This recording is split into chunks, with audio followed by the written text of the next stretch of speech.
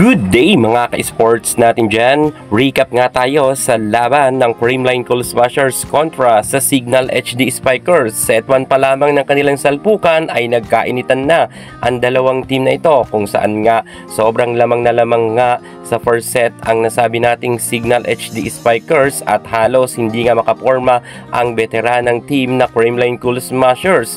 Anong galawan ngayon ng Creamline? Bakit sila ganito kahina? Mukha talagang ang Ribisco family ngayon ay medyo slow nga ang galawan, kagaya ng Choco Mucho.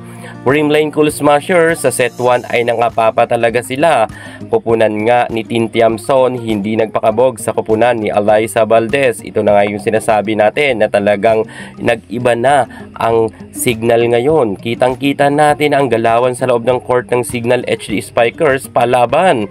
Kahit nga si Gumabaw Galanza ay hindi makalusot-lusot at madalas pa silang mablock, at ang dami pa talagang error ng Creamline Cool Smashers sa set 1 pa lamang. Bagamat kahit sabihin natin na sobrang lamang na lamang naman ang nasabi nating Signal HD Spikers, hinabol naman to nila Alyssa Valdez at halos sa papatapos nilang laban sa set 1 ay nakadikit naman silang bahagya.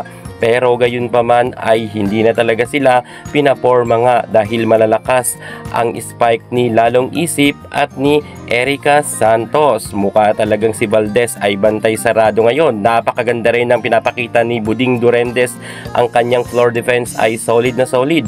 Maging ang blocking nga ng Creamline Cool Smashers ay hindi pa masyado gumagana, pero ang blocking ng Signal ay talagang ganadong-ganado, lalo na nga itong si Doria. At kitang-kita naman natin ang ebidensya sapagkat sa set 1 pa lamang ay kinabog na nga nila ang nasabi nating malakas na team na Creamline Cool Smashers. At pagdating naman sa kanilang laban sa second set, gayon pa rin mga ka-sports, kung saan unang ang nakalamang ang nasabi nating Signal at talagang todo bigay hataw nga itong si Santos. Hindi nga rin nila mapigilan si Lalong Isip, bagamat lumalaban naman ang veteranang team na Creamline Cool Smashers, pero kitang-kita natin na talagang mukhang nagulat nga sila ng Signal dahil dito si Erica Santos ay na-block niya si Valdez, at talagang sobrang angas ng team at galing ng team ngayon ng Signal.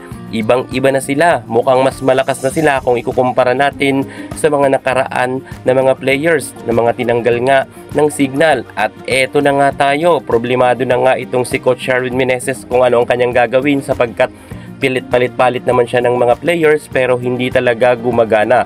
Ipinasok na rin nila si Vargas pero wala pa rin, hindi pa rin sila umubra. At eto na nga, nangyari na naman ang kinakatakutan ng mga Creamline fans, sapagkat pagdating nga sa second set ay talunan na naman ang Creamline, kung saan dito ay bahagya talaga silang natambakan dahil nga nagtapos ang kanilang score sa napakalaking kalamangan ng Signal HD Spikers. Hindi nga dito nakadikit ang Creamline.